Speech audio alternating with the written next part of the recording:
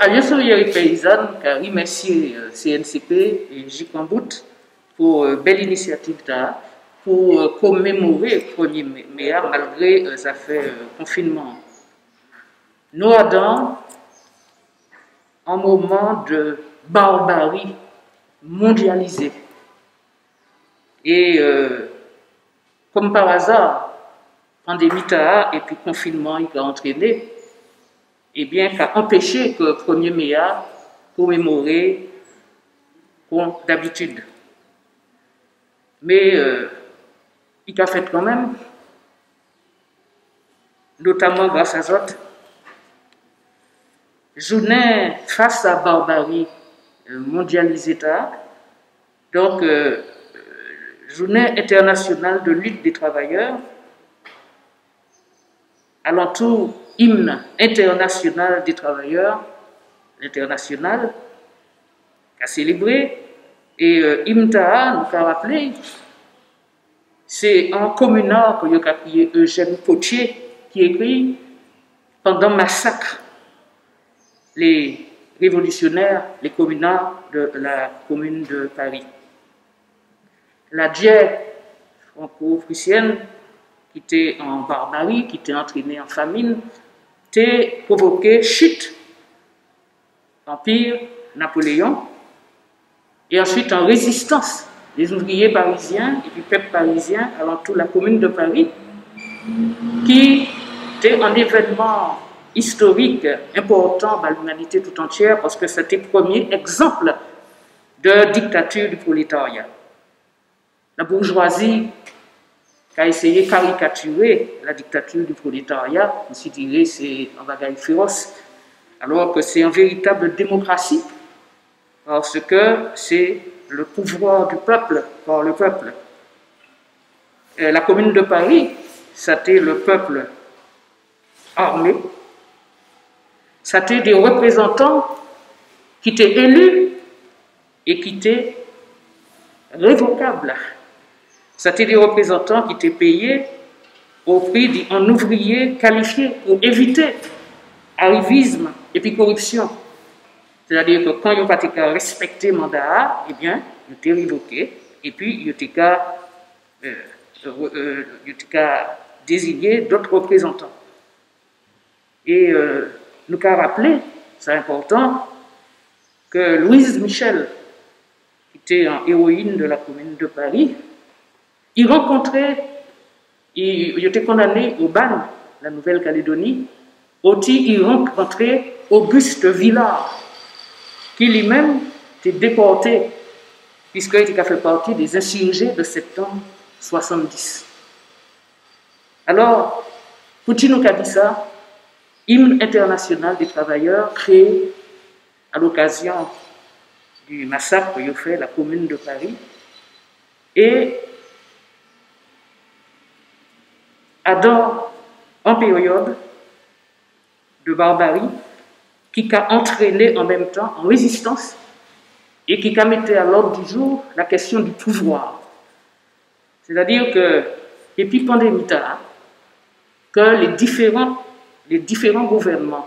capitalistes et impérialistes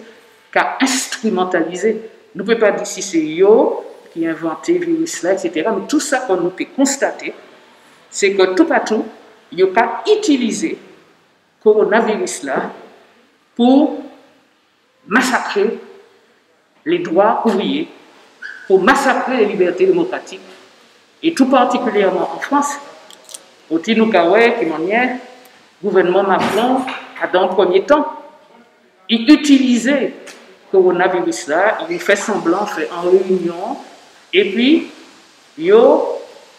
décidé de faire passer par force, par l'article 49.3, le projet de réforme des retraites. Ensuite, il a profité de l'affaire coronavirus là pour mettre en loi d'urgence sanitaire qui cabat pour les ministres, qui cabat le gouvernement, le pouvoir de gouverner par ordonnance arbitraire, et nous voyons qu'il a décidé de mettre que la semaine de travail peut aller jusqu'à 60 heures, et toute une série de dispositions liberticides. Et nous avons pensé que le gouvernement français, c'est un des plus meurtriers à l'heure actuelle sous la planète. Puisque nous savons qu'il y a délibérément empêché que vous mettez à disposition peuple là, notamment les camarades de Guadeloupe,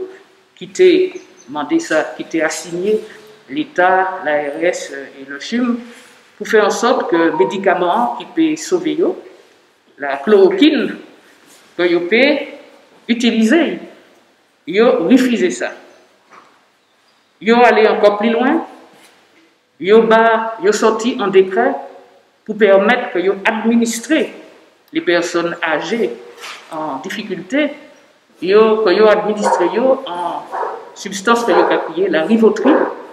qui en fait qui a accéléré la fin de la vie. Donc c'est un des gouvernements les plus meurtriers, les plus assassins, et nous avons pensé que si on a une position là, c'est parce qu'en France, il était en situation révolutionnaire qui était monté, et puis les gilets jaunes, et puis la grève des urgences, et puis en résistance extraordinaire contre le projet de réforme retraite là, que nous-mêmes nous connaissons Martinique, notamment, et puis le personnel de l'éducation, pendant des mois. Et le processus révolutionnaire était fait à son base que les travailleurs qui expérimentaient trahison, il faut dire comme ça, les grandes organisations qui étaient fait alternance, qui étaient alternées en pouvoir là, et y compris les dirigeants des organisations syndicales, ils étaient auto-organisés comme eux. Donc nous avons pensé que M. Macron missionné par la haute finance internationale pour empêcher l'irruption révolutionnaire en France et puis prendre les mesures les plus contre-révolutionnaires possibles. Et dans cette situation, les représentants de l'État français ici, préfet, ARS, eh bien, ils ont qu'à suivre même directive gouvernement, et c'est tout à fait délibérément que, quel que soit ça, nous avons pensé des élus, c'est tout à fait délibérément que, contrairement à ça, des élus ont décidé, par exemple, de ne pas permettre bateaux croisières accoster ici, arrêter saison croisière là, eh bien, ils ont décidé ça. Et nous constatons que les camarades de la santé, qui constituaient un collectif Martinique contre le Covid-19, ils ont dit que si ils constituaient collectif TAA, c'est parce que ils ont préfet, enfin, ça était plutôt le préfet, l'ARS, les représentants de l'État, et qu'ils étaient absolument effarés de, un mélange d'incompétence et de, disons, désinvolture.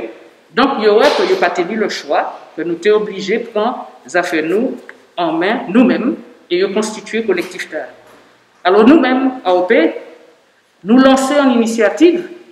que nous créons en collectif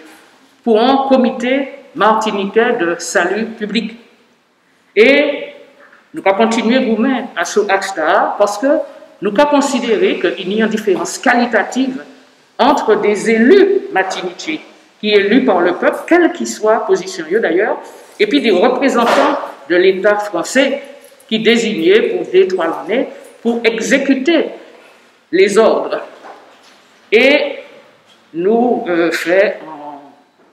en campagne de signature dans le cadre collectif TAA qui actuellement nous trappé environ 669 signatures, mais c'est un texte qui est quand même très politique. Et nous avons félicité comme nous avons pensé que la campagne a pesé sur le fait que les élus qui étaient en chirage perpétuel depuis l'élection 2015, au lieu qu'ils unis contre l'État colonial français, ils étaient dans une espèce de guerre fratricide, eh bien, c'est un moment véritablement historique, on va considérer que c'est historique,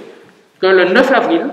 ni en plénière, ni en plénière donc de la CTM, qui votait pour qu'il y ait un rassemblement de toutes les élus, CTM, EPCI, maire, et ça fait effectivement le 20, ça fait effectivement le 20 avril, à sous ça, en stratégie martiniquaise contre le Covid-19. Donc, je pense que c'est très important et que c'est un moment historique qui va permettre de poser très concrètement à la fois question nationale là, mais aussi question de classe là. Parce que nous savons que c'est ce système capitaliste-là qui a engendré une situation telle. Et c'est pour ça que nous avons milité pour qu'il y ait en coordination, pas en amalgame, mais qu'il y ait en coordination entre les élus et les organisations des travailleurs, les organisations syndicales ouvrières, organisations aussi de marins-pêcheurs, de paysans, pour pouvoir faire en sorte que c'est nous-mêmes, comme Ali Tchet et Kadi, les meilleurs spécialistes des affaires martiniquaises sur les Martiniquais eux-mêmes, que c'est nous-mêmes qui mettons en place un plan pour sauver comme nous, parce que faut que, mon crois qu'actuellement, tout le monde est de plus en plus conscient que tout particulièrement l'État français, c'est un État assassin, meurtrier, délibérément, et que nous prenons le choix, il faut que nous prenions affaire nous en main nous-mêmes. Alors donc on finit, et on a dit que nous-mêmes, dans le collectif TAA, nous avons estimé qu'à l'heure actuelle, nous pouvons constituer des comités d'action de lutte contre le Covid-19 dans les 34 communes martiniques et puis toute force populaire martiniquaise.